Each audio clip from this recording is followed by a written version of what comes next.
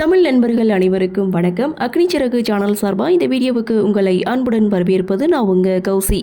கார்த்திக் ரேவதி சீரியலுடைய அடுத்த எபிசோடுக்கான ப்ரோமோ என்ன அப்படின்றத பார்க்கலாம்.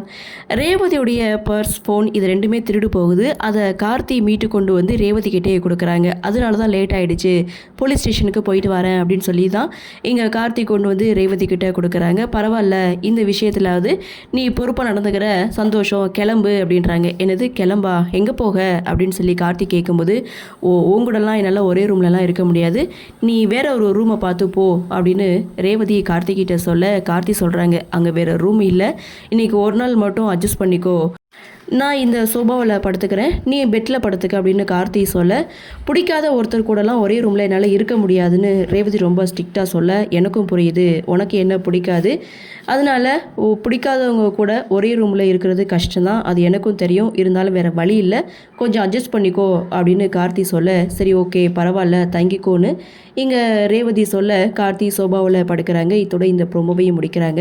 ஆக மொத்தம் ரேவதி கொஞ்சம் ஓவராக தான் போயிட்டுருக்காங்க அப்படின்ற மாதிரி தான் தோணுது. ஸோ வெறுப்பை காட்டுறதும் ஒரு அளவில். ஸோ பாவம் கார்த்தி.